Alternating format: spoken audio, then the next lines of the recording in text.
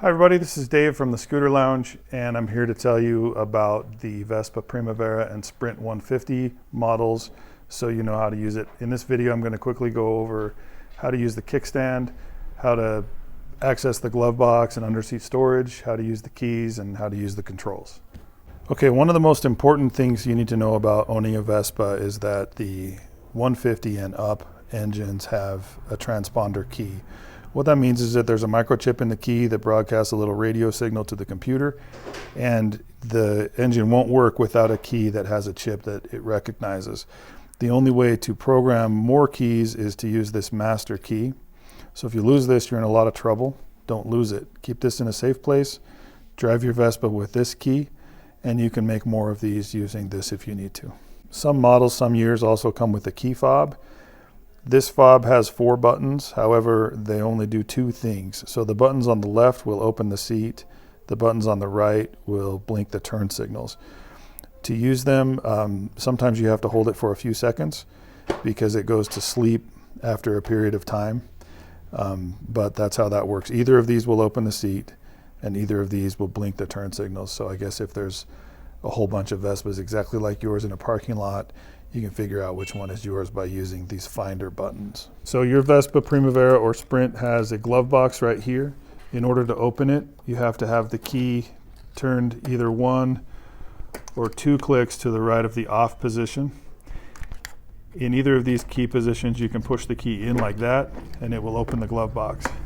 Inside the glove box, you have a USB port.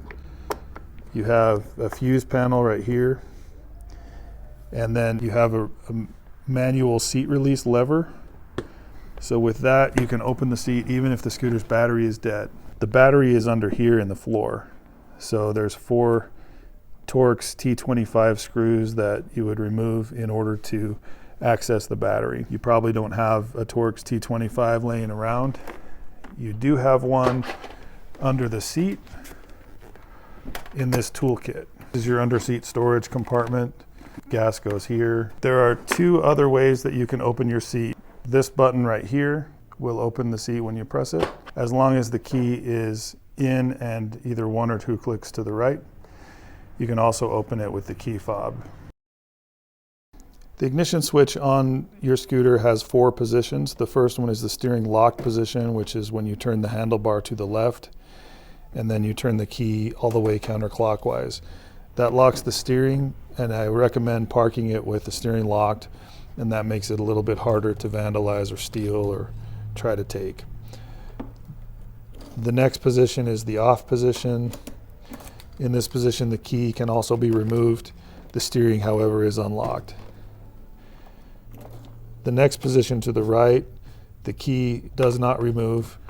In this position, you can open the glove box by pushing in on the key, and you can also open the seat with this button. The last position is the on position. In that position, the scooter is ready to start and drive. Okay, so first thing you'll notice when you turn the key on, the dashboard illuminates. You'll see the ABS light flashing, and you'll notice the oil light is on. This light will turn off as soon as there's oil pressure when the engine starts. This light will stop flashing whenever the bike is rolling. That's normal for it to blink when you're stopped and to turn off when you're rolling. That means the anti-lock brake system is working normally. If this light ever comes on and stays on, it means there's a problem with the anti-lock brakes, and you would need to bring it in for us to have a look at it. On the digital portion of the speedometer, you can see there's a clock, there's a fuel gauge, there's also 2 trip meters and a total mileage. So if we push this mode button over here, it'll switch between total miles, trip A, and trip B. When you're on total miles, if you hold the mode button down, you can set the clock just like a digital watch. If you're on one of the trips, if you hold the mode button down, it will reset the trip meter. Speedometer tells you how fast you're going. On the right hand control, you have the start button, the mode button, and the emergency shut off.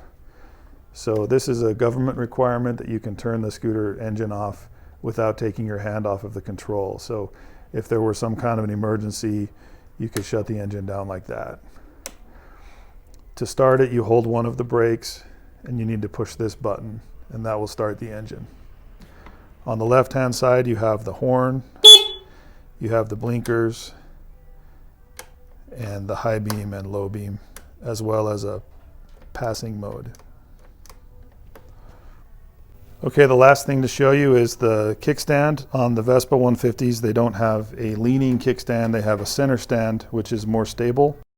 In order to take it off the center stand, it needs to roll forward.